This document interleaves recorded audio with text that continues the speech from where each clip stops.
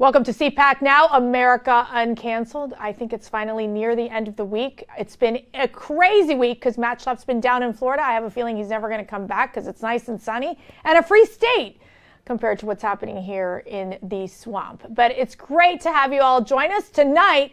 We've got Congressman Ronny Jackson, and I got to tell you, he's talking about this midterm variant. Oh, yes, Omicron. How are the Democrats going to use Omicron as their excuse to continue to push mail-in ballots, unsolicited mail-in ballots?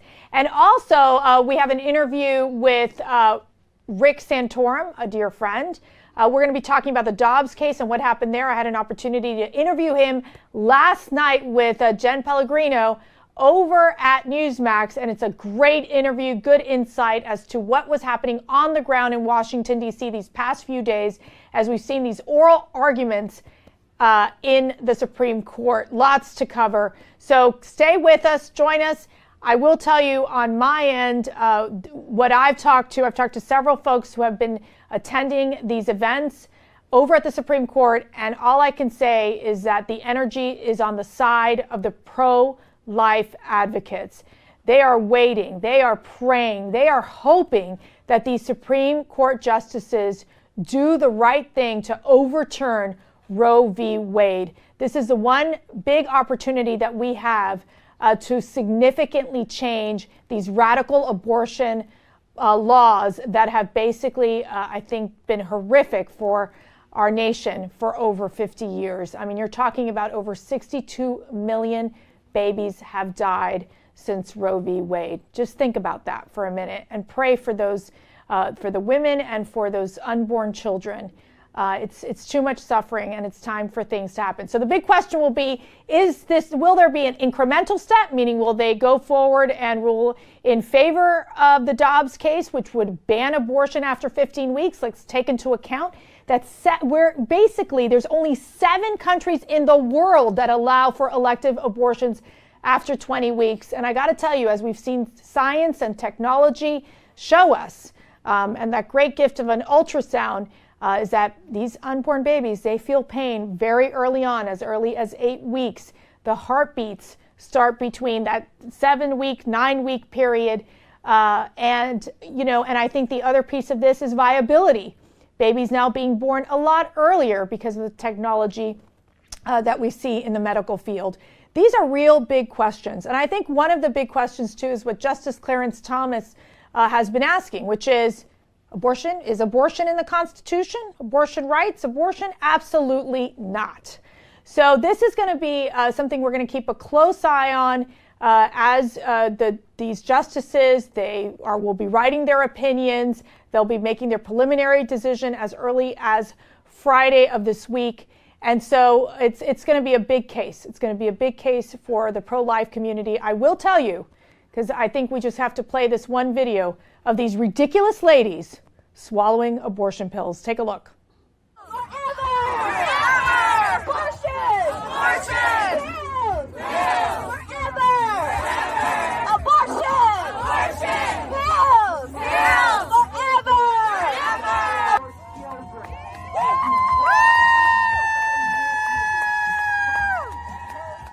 Yes, that's right. Those are some very sad, pathetic women who are taking abortion pills because they think it's a lot of fun. Well, let me tell you something. The life of the unborn, that's no joke. We want to make sure that we stand and protect these unborn children. And please, just pray for those women. I feel so sad for them. They're so empty. We have a bigger and greater cause, which is that of bringing awareness to stop abortion in the United States, to let them know that life is precious at every stage. And that's our goal. All right, so stay with us. We're going to be talking to Congressman Ronny Jackson next.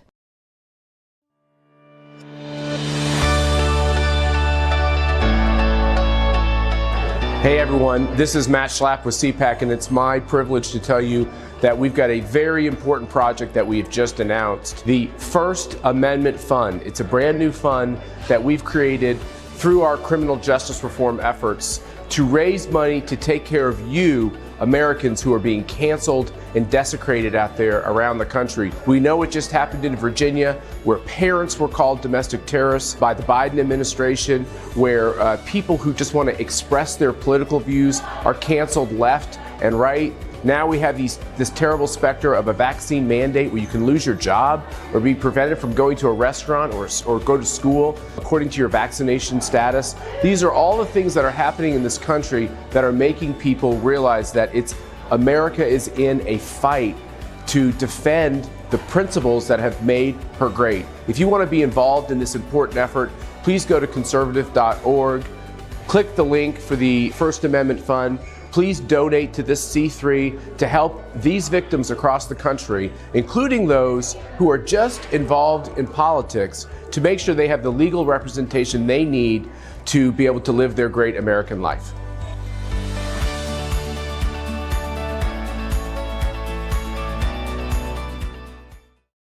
It's such a great honor to have a dear friend of mine, a former White House colleague, and now a congressman from Texas, from the great state of Texas, former White House physician and retired U.S. Navy Rear Admiral Ronny Jackson. Ronny, thanks so much for joining CPAC Now.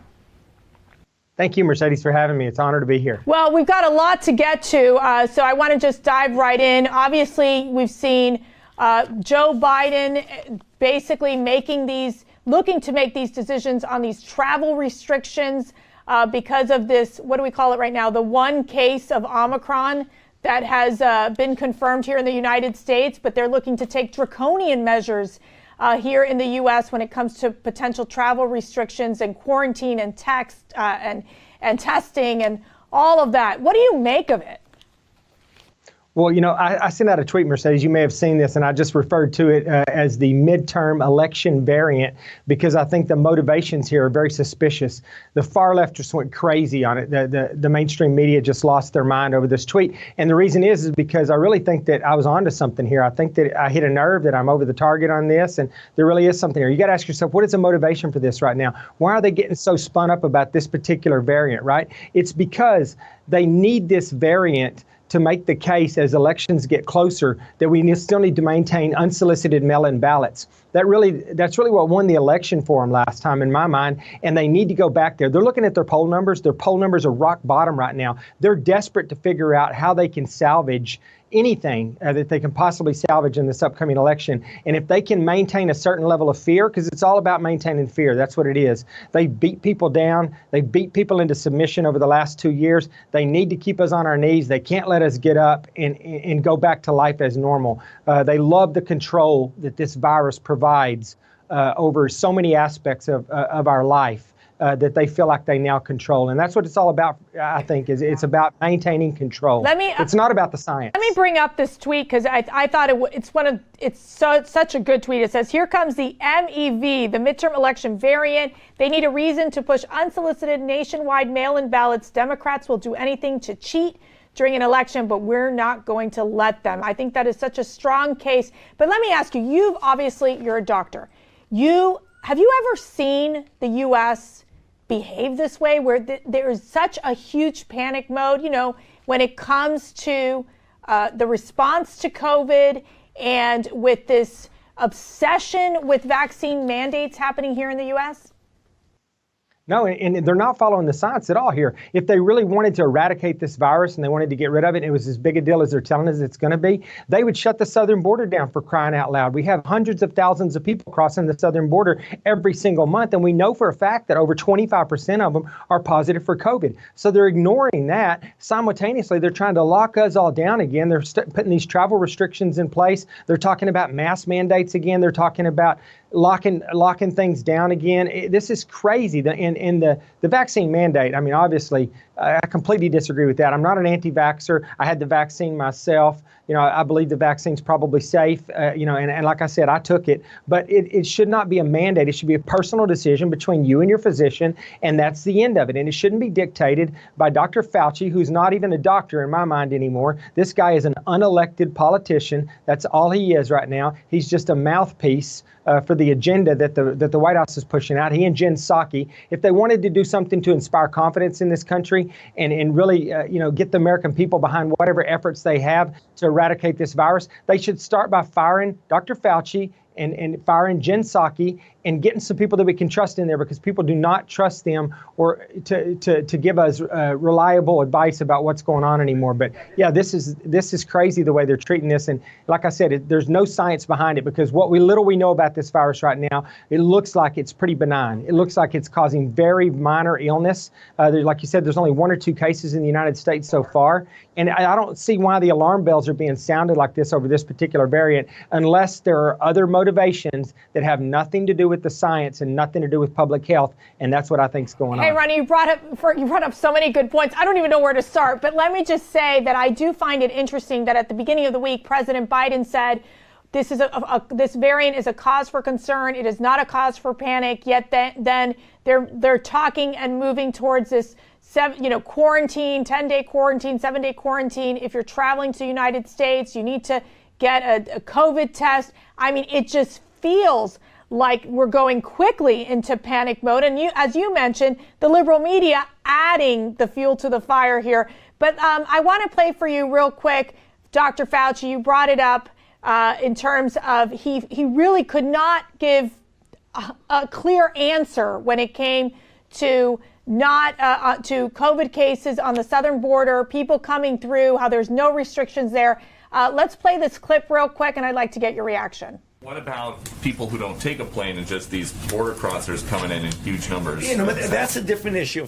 So, I mean, first of all, the mere fact that Dr. Fauci is still using the White House press briefing room is just outstanding. It's just ridiculous to me, because he just keeps changing his messaging every other day and forcing about 10 boosters down our throats here. But I mean, were you surprised about his answer basically when it came to the southern border, that, it's a different issue, i.e. I don't want to touch this issue?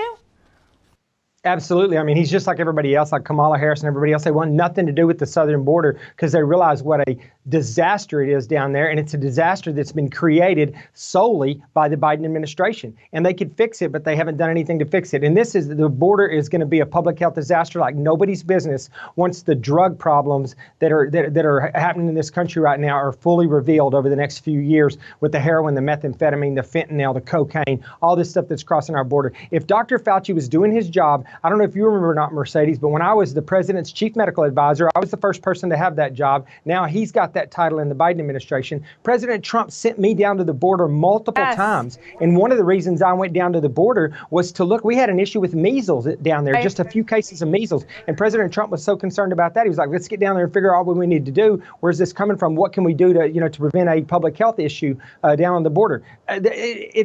It pales in comparison to anything that's going on down there right now. We have a massive public health disaster on the border, and Fauci's acting like the southern border doesn't even exist. And he's just he's just following the playbook of the rest of the Biden administration. They all act like the southern border doesn't exist. It's a horrible problem, and it's going to haunt us for decades. And it's interesting because you've seen the DHS Secretary Alejandro Mayorkas, basically admitting that, they've released illegal immigrants into the communities that could have COVID, could not have COVID, because they're not really testing the people down at the border. Yet Americans, we are put under restrictions. We have travel restrictions. They want to tell you every step of the way what you can and cannot get away with and what you can and cannot do in this country. It's crazy. And you're right. She doesn't have a medical degree. She has no business speaking about that. And the thing that really irritates me with all of this, Mercedes, they're going out and they're finding people, especially nurses and doctors and people that, firefighters, people that worked in healthcare, first responders, and they're villainizing these people because some of them don't want to get the vaccine. These are the same people that were supposedly heroes a few months ago when they were putting their lives on the line every single day. They were going out and picking people up at their homes and taking them to the hospital and treating them in the emergency department long before we had any medications that we knew would work on this, long before we had a vaccine. These people were literally putting their lives at risk to take care of the American people during a time of crisis. And now they're going to turn around and call them call them names and make them look like they're the enemy and villainize them. It just makes me so angry I can't stand it. Ronnie, you're seeing these lockdowns happen internationally for the unvaccinated people. Germany, they just announced that they're going to impose a lockdown on unvaccinated people. Austria did the same thing. One thing that I think we're seeing on our end in the United States is that there are some of these vaccine mandates where actually The judges are stepping in and saying that the Biden administration has gone too far. And part of this is, as one judge says, it's about the liberties of the unvaccinated people. Where do you think these lawsuits end up in terms of ending vaccine mandates? Do you think that's going to happen? I think they will. I think these lawsuits they'll show that this is unconstitutional. You can't do this. But these are mostly addressing federal vaccine mandates, right? It's not dealing with what the private companies are doing right now. So what I hope happens is I hope these lawsuits come back and they completely get rid of the federal vaccine mandates across the board, whether it's CMS or the military or whatever it is. I get rid of all of them because they're all unconstitutional and they're all impinge upon our personal rights. And then what I hope happens is I hope that the trial lawyers, and I'm not a fan of trial lawyers, don't get me wrong. I have no use for them whatsoever. But I hope they go crazy on these private companies that are threatening people's jobs if they don't get these vaccines. They need to be held accountable, and I hope they're liable for all of this. Hey, I have one last question. I know you're so busy, and we greatly appreciate your time. But we've seen the Democrats, they've cut this deal in terms of the CR. Continuing resolution, meaning that they're going to keep the government funded. I know conservatives were talking about how they were going to threaten a shutdown if they moved forward with vaccine mandates. Tell me how this happened. What does that mean moving forward for the next few months? Well, it looks like they've come up with an agreement to get us all the way through the middle of February, is my understanding. I don't know all the details yet. As usual, they basically tell us what we're voting on long before they let us know. Let us look at anything that we're voting on. So we haven't seen hardly anything. I did talk to some people from appropriations a little bit earlier today, and they said that the Democrats kind of did this on their own, that the Republicans weren't really involved in this at all. So we'll have to see what's all involved in this. I right now don't think that I'm going to vote for it. I think it's a horrible way to run the government, to keep doing these continuing resolutions and just keep kicking the can down the road. It's very irresponsible. You couldn't run anything in private business like that, and that's how we run the federal government. It's crazy, and so I'll wait and see what all is in there. But I'm sure there's a bunch of Democrat garbage in there when it's all said and done. Well, Congressman Ronny Jackson, we thank you. We thank you so much, first of all, for being such a great freedom fighter, and we're so blessed that you're in Congress carrying. It's a tough burden you're carrying, and it's a tough job. But let me tell you something. Help is on the way, okay? Midterm elections are going to be big, very big. As President Trump would say, bigly. And we'll be very victorious come midterm elections. And we're standing by you and by the conservatives and the Republicans to make sure we have a big win next November. Thank you so much for joining us. Thank you, Mercedes. I appreciate all you guys are doing, too. You're fighting the fight. Thank you. And we'll be right back.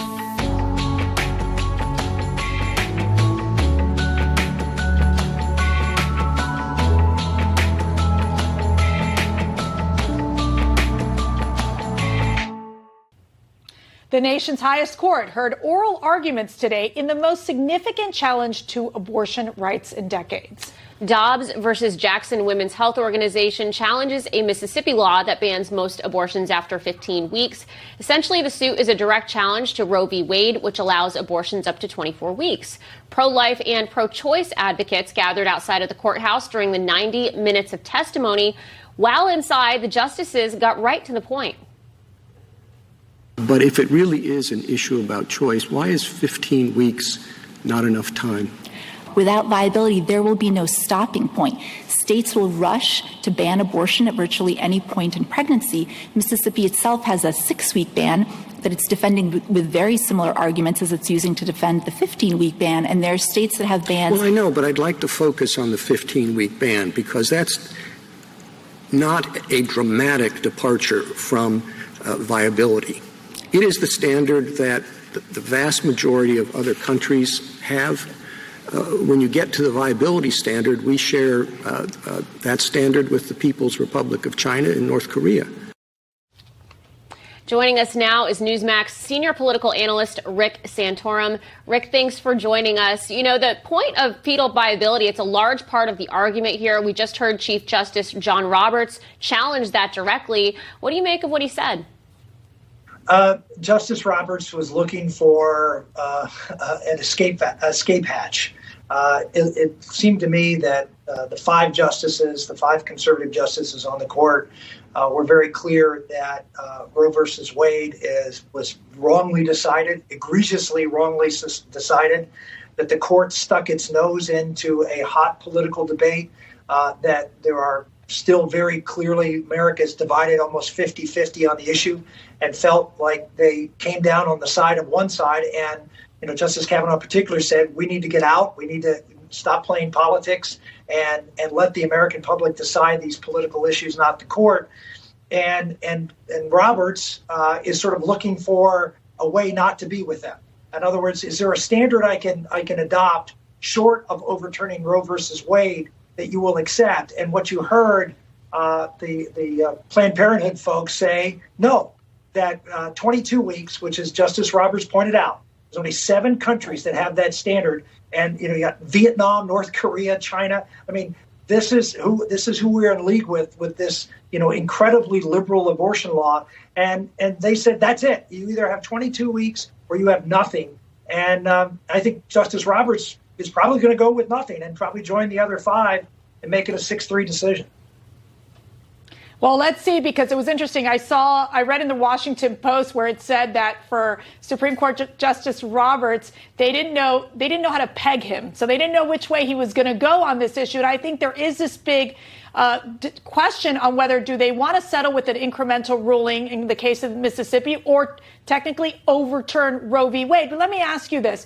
Pro-life advocates, they make this argument that fetuses can feel pain. And we also know when you look at the science that the viability is as early as 20 weeks in many cases, or even less than that. So, but you've listened to liberal Justice Sonia Sotomayor. She made a pretty shocking comparison to explain why that may not be the case. Let's listen to this. I'd like to get your reaction. There's about 40% of dead people who, if you touch their feet, the foot will recoil. There are spontaneous acts by dead brain people. So I don't think that a response to by a fetus necessarily proves that there's a sensation of pain or that there's consciousness. Last time I checked, Rick, Sonia is no doctor. What was your reaction to her outrageous statement? It's outrageous to compare a living human being to a dead person who has a nervous reaction, has a nervous system reaction to prodding. I mean, this is how depraved the other side has become. The reality is that, this is science says this is a living human being from the moment of conception. That's what science says. Science says that a child feels pain. How do they know? They measure the neuroreceptors. They have mechanisms by which to determine whether the brain is responding to these things. And here's the amazing thing: the left keeps saying they're the party of science, when it is a scientific fact that these children are living human beings, and you're taking their life, and it's a scientific fact that they feel pain. And they don't want to talk about science. They want to create something to hide the ball from the American public. Yeah, they want to ignore the science, Rick, in other words. But I think one of the arguments that Clarence Thomas has made is that abortion is nowhere to be found in the Constitution, yet they threw out this ruling with Roe v. Wade back in the day. But they're also making the argument, the other justices, that, well, wait a second, are we really going to overturn Roe v. Wade? First, let me get your reaction to what you thought Clarence Thomas said in terms of abortion not being seen or written down in the Constitution. Well, look, it's perfectly clear that, they talk about, they were asked where the right to abortion comes from. Several of the justices asked that, and they responded the liberty right, under the 14th Amendment. Well, at the time the 14th Amendment was passed, almost every state in the country banned abortion. So the idea that they were creating this right to an abortion and it was found 150 years or 100 years later is ridiculous. And Justice Thomas just pointed out, true. I mean, there was no right in the United States Constitution. They created a right because they wanted to get involved in a political issue. And I think Justice Kavanaugh's point that we need to be scrupulously neutral and leave it up to the people to decide this issue. They've had 50 years of trying to convince the American public that abortion is a good thing. And guess what? They haven't succeeded. The country is divided now, as it has been for 50 years. It's not going to change unless the court gets out and lets the electoral process, due process of every voter have a vote. Right. Well, I got to tell you, Rick, one of the Democrat senators said that that they're going to start a revolution if they overturn Roe v. Wade in the Supreme Court. So let me tell you, they're going to be very loud if this ruling changes. Mercedes, let's just clarify one thing. In most states in the country, abortion will still be legal under state law that's currently on the books. It won't be in some states. It will be actually more open than Roe. I mean, in New York and other states, you can abort a child up until the moment of the child's birth. In other states, there are limitations. There will be a handful of states that will ban abortion outright. But again, it's like everything else that we have in a federal system. The reason the federal system works so well, Mercedes, is because different people can go in different places and live the life consonant with their values. And if you don't like the values in New York, move to Texas, move somewhere else where you feel comfortable. That's how the United States has worked, where we don't always agree, but we can always get along on basic principles. Right. Well, thank you so much for your insight, Rick Santorum. It is great to see you, and thank you for joining us. Good to see you, ladies. Thank you. And that was our interview with Rick Santorum. I just want to thank you all for watching tonight. Hopefully Matt Schlapp will be back with me next week. I mean, I don't know what to tell you. I got to go fly to Florida to go get him. But remember, got to sign up for CPAC 2022. Go to conservative.org, February 24th through the 27th. As you always know, it's a great Christmas gift for you and your loved one and your family. And follow us on social media at CPAC, at mschlapp, at Mercedes Schlapp. Believe me, we'll keep you wildly entertained. Thanks so much and good night.